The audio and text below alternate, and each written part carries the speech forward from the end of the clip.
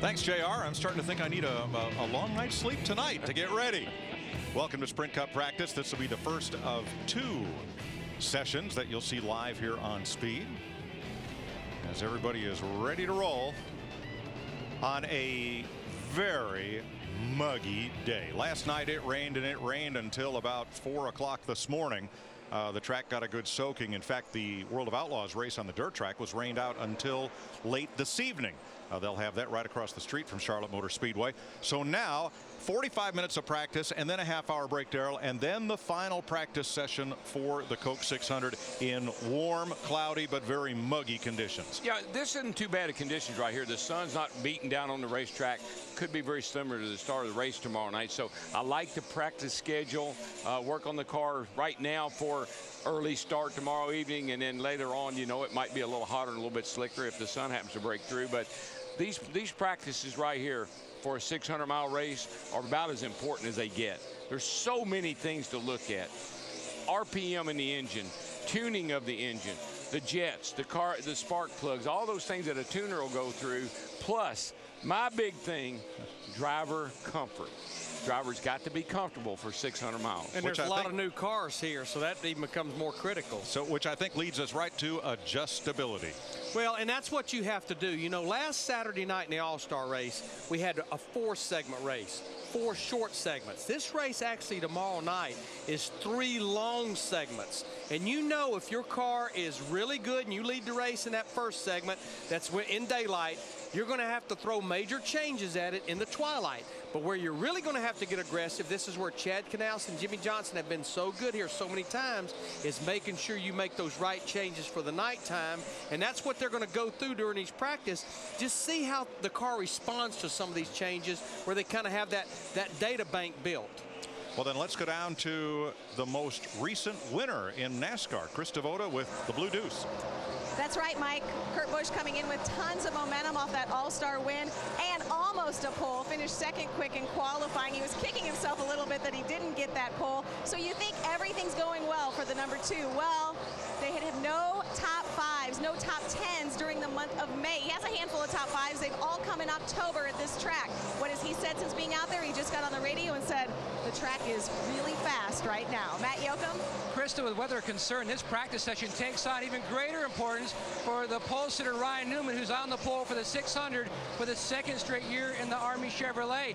They spent the entire day on Thursday focused on qualifying from what they learned in the All-Star race, where track position and clean air meant everything. So they focused on trying to get a great starting position, which will then carry over to a great pit stall. Right now, they're starting out with their setup that they did so well with in the All-Star race, with a few minor tweaks. So they'll see exactly what they have here in just a few moments. Thanks, Matt. Quickest so far. Casey Kane in the Budweiser Ford jumped out to a quick lap. But you know what, Mike? When I was getting ready to run a 600-mile race here, I paid 0 attention to the lap times. I worried about how my car felt, if it was comfortable. You can't run 600 miles here in an evil car. That car's got to be pretty comfortable for you. It's got to be snug. And you gotta know that when you get ready to start this race tomorrow night, that car is comfortable to drive. I can't harp on that enough. And don't worry about how. See, even right now, Casey's fast, but you can't drive a car like that for 600 miles. Darrell, did he just take 2 big swings at it? He did. In the straightaway? I mean, a corner exit.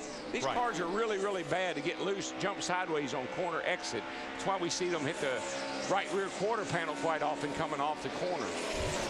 Let's see that again.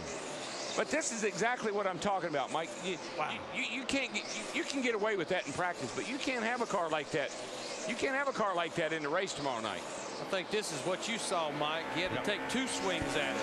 That's it. That's pitch and catch, and you just can't do that. You don't want to do that for 400 laps. You can't. No. You can't. No. But you know, Darrell talked about the RPM in engines, and something that they will monitor closely, and it's a fine line. You've got to make fairly long runs in these 2 practices to know what you've got. But at the same time, in the perfect world, you'd love to keep your lap count down to about 65 to 70 laps, which is about 100 miles, because then that's going to be over 700 miles on that engine. Here's the defending winner of the Coke 600. David Rudiman won it on pit strategy. But he had to be in a position to win, and he was. So he comes in here as the defending champion with a very patriotic looking Aaron's Toyota Armed Forces Foundation there. And you want your stars and stripes, you'll find them right here in the Lowe's Chevrolet of Jimmy Johnson. They're doing a neat thing at Lowe's, and I applaud them for doing this.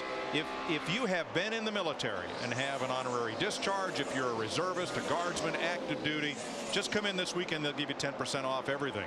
And if you're active duty military, show your ID and you always get 10% off at Lowe's. Now, to me, that's a great way of giving back. Casey Kane, Kurt Busch, David Rudiman, Jimmy Johnson, and Jeff Burton are the Fast Five so far.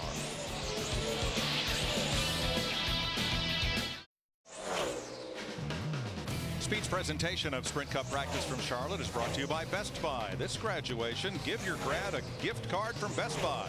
Buyer, be happy.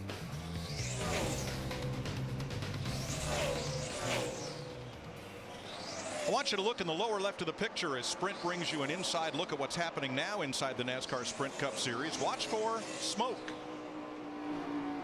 Last lap was a 30-40. We need to be running 29-80. Yeah, the last lap I got into a bad air situation. I would ignore that. Lap before that was a 30-16. 9 cars running 29-70s right now. Man, there is so much smoke rolling in the car right now. It's unbelievable.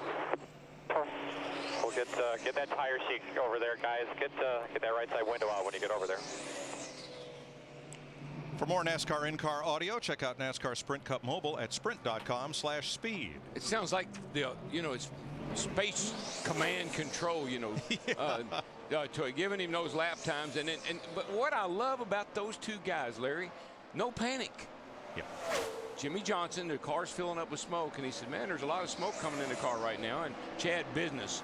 Get the tire sheet, get the car in, we'll take the wind out and see where it's coming from. No panic. But I go back to what you said at the top of the show, driver comfort.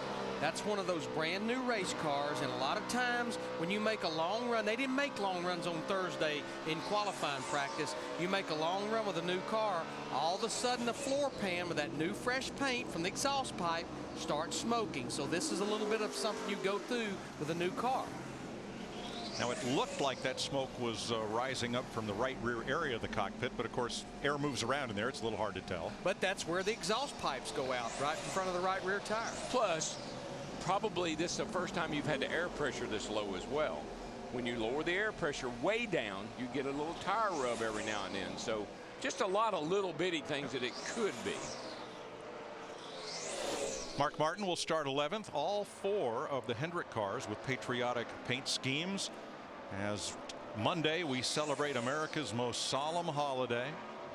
I'm not sure if celebrate is the right word, as we remember all of those who sacrificed so much so that we can enjoy the freedoms we have. That's what we celebrate on Memorial Day, are those hard-won, hard-fought freedoms that we and like-minded people enjoy around the globe.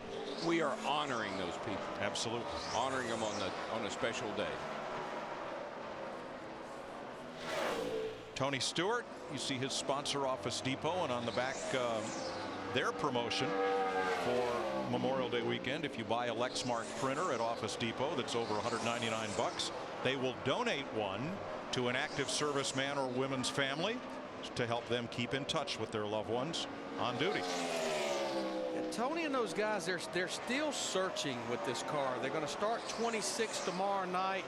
And Tony only has one win here at Charlotte Motor Speedway. It was in October of 2003, but can we ever forget 2 years ago when he had a 5.5-second lead with 3 laps to go and had a flat tire driving the 20 car? I promise you he'll never forget it. I guarantee you, because that was his race. And let's back up just 1 year when Tony Stewart came in here leading the Sprint Cup standings. And I think he held that lead all the way through the regular season. At the end of Richmond, he was the point standing leader. And of course, then that all got jumbled around for the chase. Not too worried about him, though. Okay. I tell you, we document this year in, year out. He's a second half kind of a guy. A lot of times, last year I think was the exception. I think we forget that normally you don't hear a lot about Tony. He doesn't win a lot of races till we get into July and August, the hot summer months. Up until last year, he was a slow starter every year. Right. Last year was the exception, not this year, I think.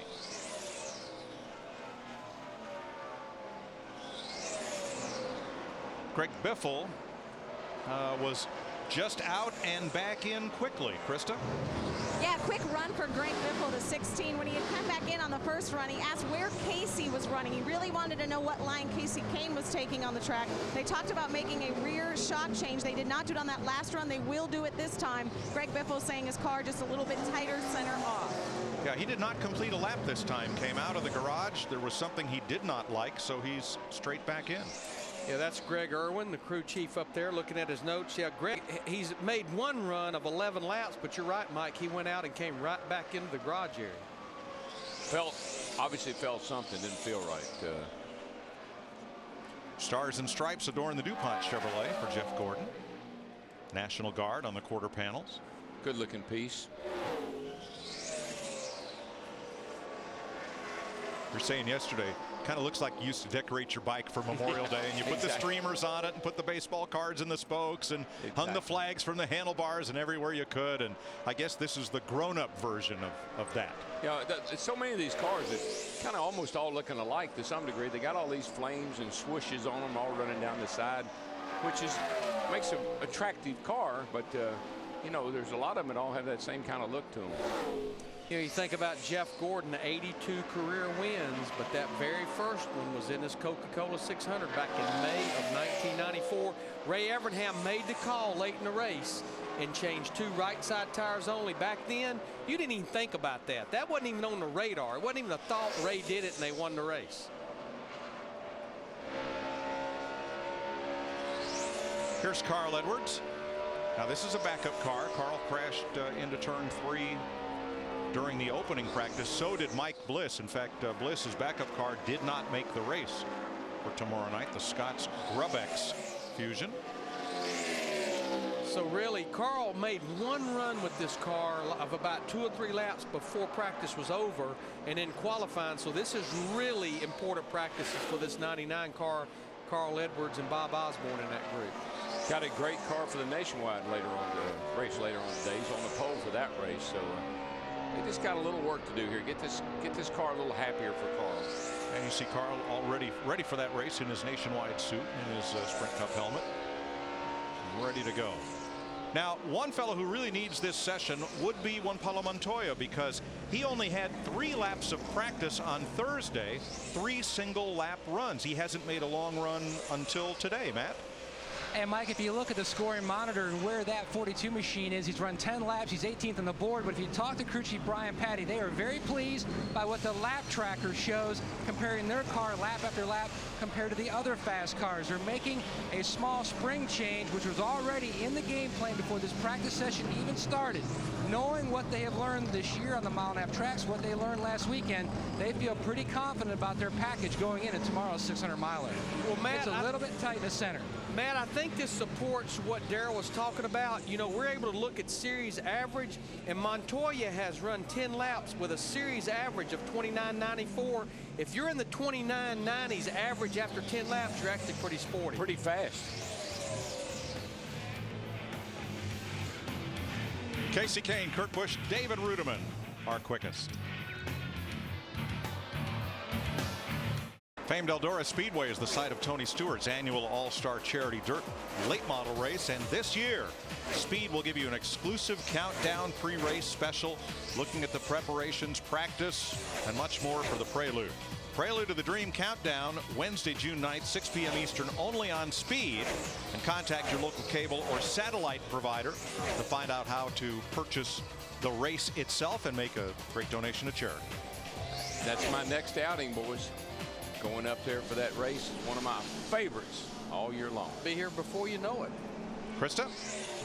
Want to give you boys an update on Kyle Busch. He said he did not care for the shocks that were on the car that last run. He actually said it made the car feel like something Joey would run. That's an interesting comment. And it really is, because I don't know that he's ever driven Joey's car. No. When we went to break, you saw Montoya and McMurray in conversation with a third gentleman, and we've learned that is Matthias Ekstrom. He is a A star of the German Touring Car Championship. He's driven for Audi there since 2001. He was the 2004 champion. He's also been active in rallying and the World Rally Championship, and this week had a test in a Sprint Cup car up at Virginia International Raceway. Yeah, he's a Red Bull back driver. Red Bull has a lot of drivers and athletes that they back, and it looks like that possibly he may be driving that 83 car when we go to Sonoma in about a month. I think you're right. Elliott Sadler saluting the Air Force with his Richard Petty Motorsports Ford, 33rd on the board right now.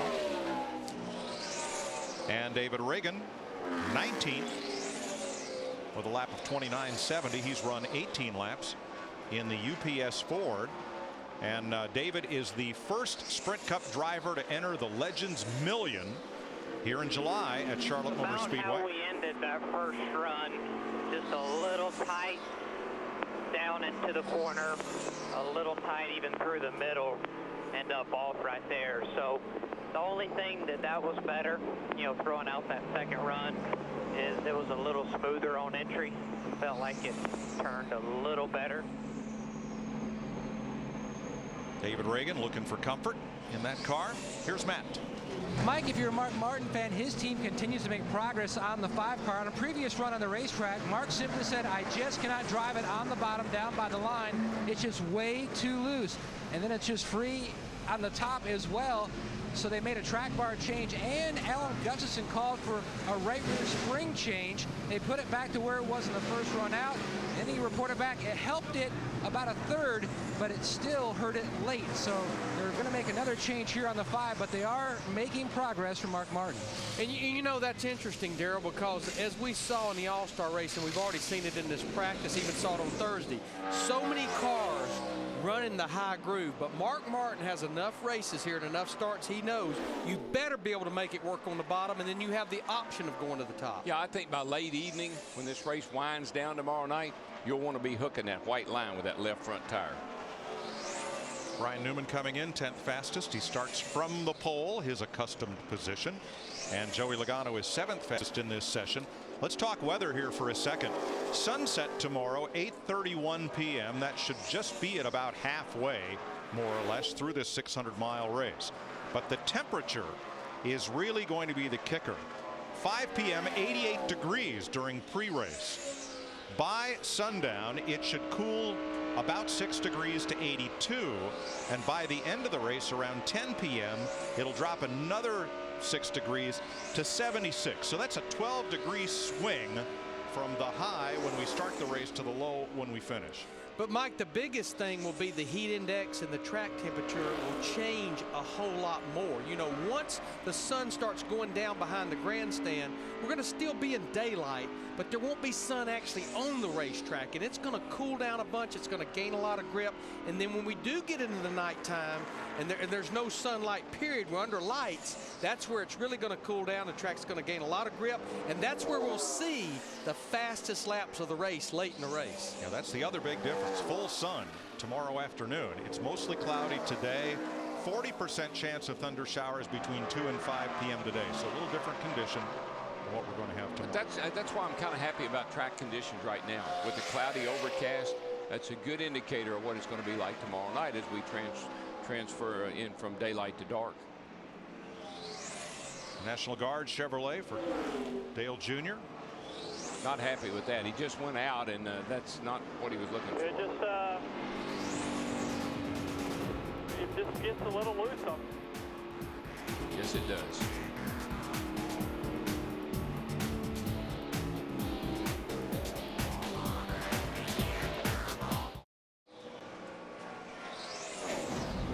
Earlier we talked about severe weather here last night. The World of Outlaws race postponed. If you are here in Charlotte, jump across the street and see it live at 6 p.m. and you'll see it right here on Speed at 10 p.m. Eastern time this evening with Steve Kinzer, Donnie Schatz, and the rest of the Outlaws. 10 p.m. Eastern right here on Speed.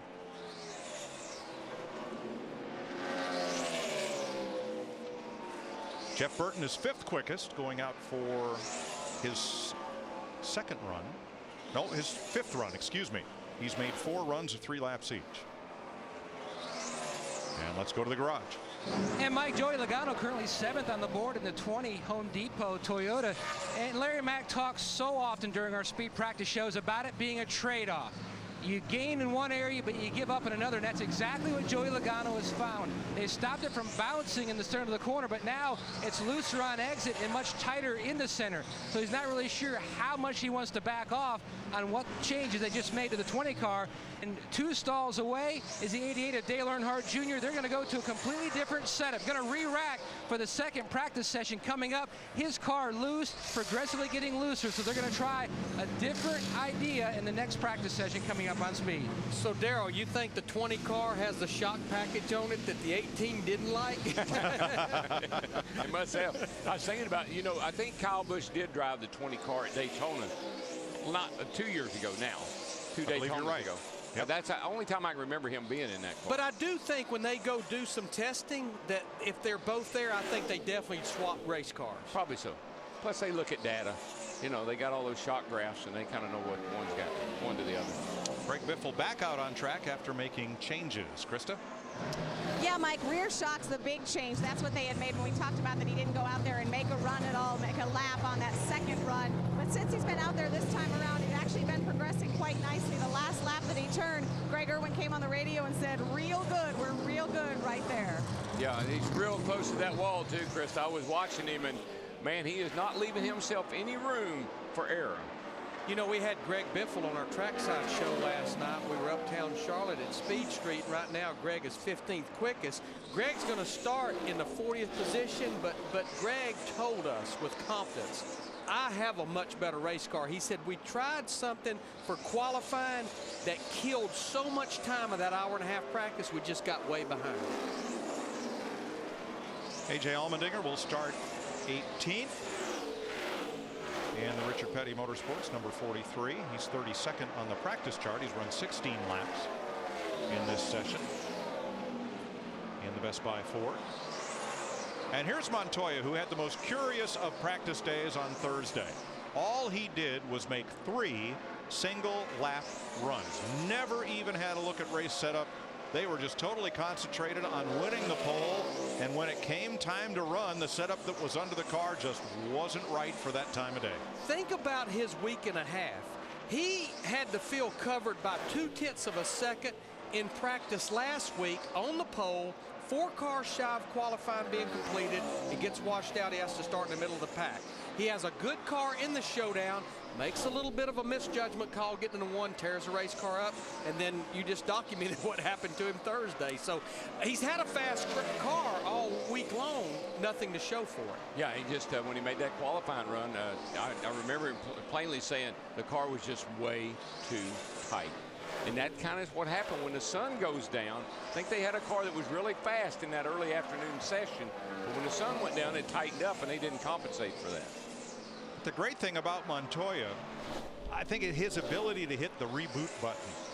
All right, we wrote that one off. Reboot. Let's start over. Let's remember the lessons learned, but let's not let it bother us. We're moving forward. We're not looking back. I just don't know how a driver does that. You know, when you got something in your grasp, it's so close, and that's kind of like a Kyle Busch. The other night, he knows he had a car that could have won that $1 million, and it was so close. But he got away from him, and he reacted appropriately in my mind. He was upset. Right. But then you turn it around, and another guy says, no big deal.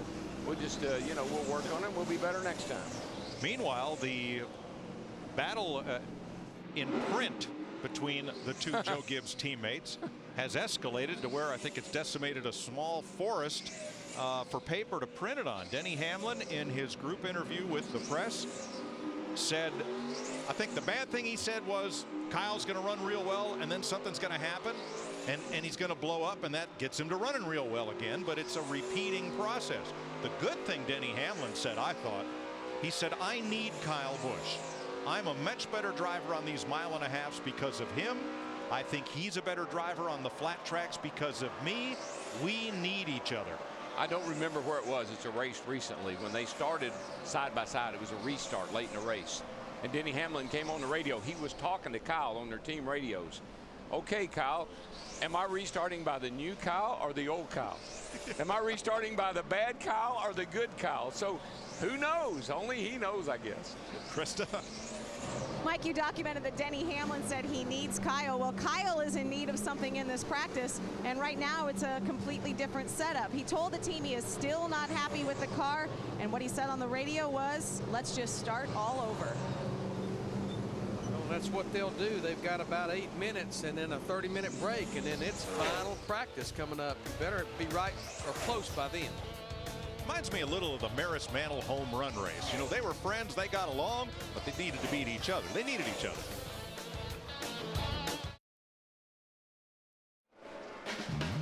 Sprint Cup practice from Charlotte is brought to you by Best Buy. Get your a gift from Best Buy. Buyer, be happy. You know, we were just talking about cars to watch tomorrow. And there's a number of guys that we all feel like, you know, have a really bona fide shot at winning this thing. Kurt Busch sitting there second quick right now. Our defending champion, David Rudiman, sitting there third quick. His teammate, Martin Truex, pretty fast car, Larry. You think he's the guy to keep an eye on? Well, I like the way this group has been running lately. They had a great run at Dover. They had a great weekend out here. And I think you and I both have well documented the combination between Martin Truex Jr. and Pat Tryson just seems to be getting better and better week in and week out.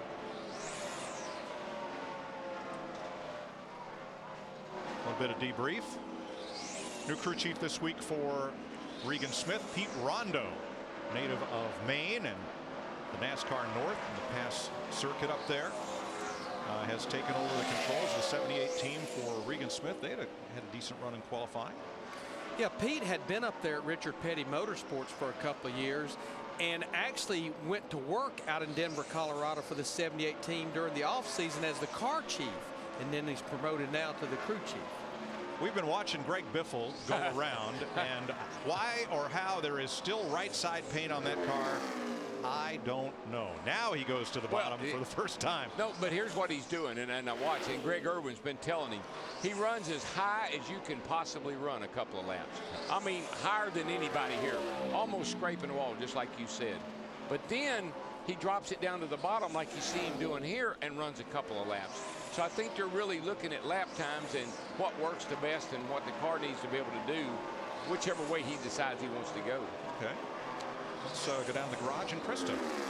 I want to give you guys an update on Jeff Gordon and his practice session. On the last run, he actually said these tires are useless. I don't think that we can judge the car this run. He also said when we get the car to turn, even then I have no rear grip. It's not there. He said to Steve Letarte, I just hope it's a daytime thing. Steve Letarte said, I don't know, the track's really not that warm, so I don't know what to tell you. That's what they're trying to figure out right now.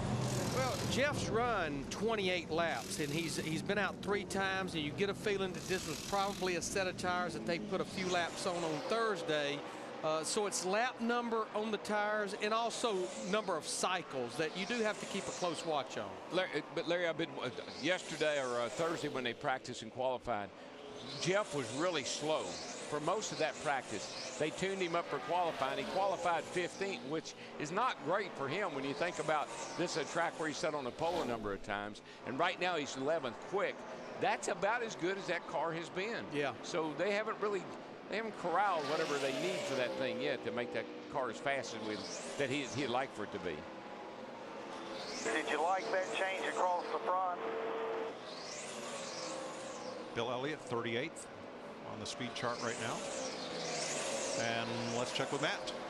And Mike, behind me, the Napa guys have already topped off the 56, which is Sunoco race fuel. It's going up on scales. So, Larry Max's Heat thinks, looking at your car and lap trackers, the car to beat for tomorrow night. Where do you feel like you stand? I feel pretty good about it. We still could get a little bit better. We're just a little bit tight right now in the center and a little bit free off. So, just trying to fix the center a little bit more. But the car's got great speed in it. And the cool thing about it is, as all these weather changes, you know, last weekend at night and today, you know, yesterday or Friday in the heat, and today the car drives the same no matter what the temperature is, what the track's doing. So it makes it really easy for us to work on it. And you know, right now we're just trying to get it to turn a little bit better. I think we'll be really good with our Napa Toyota. He's got a Dover win on his racing resume. Now looking for one of NASCAR's crown jewel events, Mike, the Coca-Cola 600. Brad Keselowski is looking for a car that will stay under him all night in the Coca-Cola 600. Let's look back to Thursday. This is wicked. It's just wicked. It snaps. When the car comes around and then it snaps and slaps the fence the way that thing did. Right here, I'm going to tell you, he knocked the breath out of him. He is not under control of that car until he gets on down here a little ways, and then he kind of gets a hold of the car and gets it stopped. But that was a wicked, wicked hit. And that car came to rest about 25 feet from the cars lined up to qualify on pit road, about almost 2 car lengths away. We talked to him last night. He was on trackside, and he told me, he said, man, that's a lot worse than what happened to me in Atlanta. And he was very sore from that accident. And NASCAR people this morning said that the car had a lot of damage to it, areas that they had not seen. Well, it hit the concrete, not the safer barrier, Right. and it hit it hard. You know, the other interesting thing that he told us on trackside, he told Daryl and Jeff and I, all three, this, is they keep fighting the same thing that he fought in the All-Star race. His power steering is almost intermittent. It's like it catches. And he said, and of course, these are different race cars. It's not just isolated to one of his cars. He said that's something that they're fighting right now. Daryl had some thoughts he actually shared with him about maybe something to do with the steering shaft catching. Not much change at the top of the chart as this practice rolls on.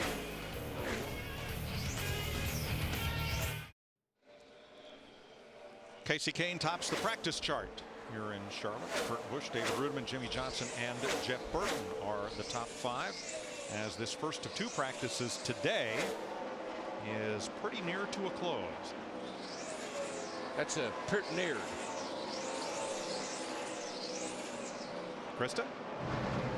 On the last run, Kurt Busch said this car was the most stable, especially in the rear end, that it had been all day. He told his crew, good job, everybody. Way to work together. He's run a total of 32 laps with that Miller Lite car. He's been out 5 different times. Casey Kane has made 3 runs for a total of 30 laps. And by 1/10 of a second, he has the quickest lap of the day. Budweiser saluting the armed forces on the hood of the number 9. Yeah, I guess Budweiser and a lot of its distributors are going to donate over the month of May and June $250,000 to the USO's efforts to meet the recovery needs of wounded service members and their families. Wow. You know, one thing that I think has really helped a lot of these guys is that open test they had over here a few weeks ago. I've had a number of guys tell me, and the 56 comes to mind first, we learned so much being able to test at a track that we race at. They had telemetry, they had the right tires. So everybody, and there are a lot of cars here, you can compare to other people. That was a really useful test for all these teams. And Daryl, you want to know what the biggest thing they gained out of it is, without getting to go to the 22 different racetracks that often, I actually followed the Stuart Haas team for 2 days and did a piece for our NASCAR Performance Show, is getting data acquisition to take back to the shop for the 7-poster and the pull-down rig. That's information that they had, but a lot of it had been outdated because it had been so long since they tested here. Well, I said last night on trackside, I talked to Jack Roush, and he said that he felt like the telemetry and everything they had and some of their simulation was flawed. That they hadn't been able to update it, and that they were making a lot of decisions, Greg told us this, based on old information, and they feel like that's really thrown them a curve as far as getting their cars right. And with the ban on testing, in these practice sessions, you are not allowed to instrument the cars to record data to take back to the shop. So, good point. That test had to be vitally important for these teams. Well, even if the track doesn't change, you know, the Goodyear tire is a constant moving target. This is a new left side tire here, so that's the biggest thing you lose sight of is what the tire does. I got to the bottom of this story. Jeremiah Weed's sweet tea vodka, whatever they're calling it, it's bourbon. And supposedly it's pretty good bourbon. It's on the hood of Matt Kenseth's car here.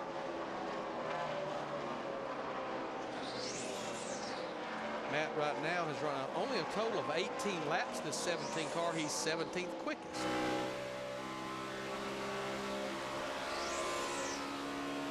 David Rudiman remains third. He's run 22 laps now, 5 different short runs. And in just about half a minute, the flags will come out and the teams will turn these cars over and try to get them ready for final practice. Clint Boyer, 8th quickest. Yeah, that final practice, sometimes you'll run your checklist. A lot of things you want to check in this break, the gear and things of that nature. Seal them back up and be sure they're good to go. And the black and red is out. Practice is over. Casey Kane wins practice from Kurt Busch, David Rudiman, Jimmy Johnson, Jeff Burton, the top 5. There's your top 10, including our pole sitter, Ryan Newman. We're going to take about a 30-minute break as everybody resets for final practice. And across the break, we're going to send you back down to John Roberts at the Speed Stage. Meanwhile, I'm going to go get my World of Outlaw tickets for tonight. That's going to be a great show over across the street on the dirt track at Charlotte Motor Speedway. And you'll see it on Speed if you can't be here. It'll be on 10 o'clock tonight. They will definitely be mudslingers over there tonight. Yes. Can't wait. All right, JR across the break, and we'll see you in half an hour or so with Sprint Cup final practice.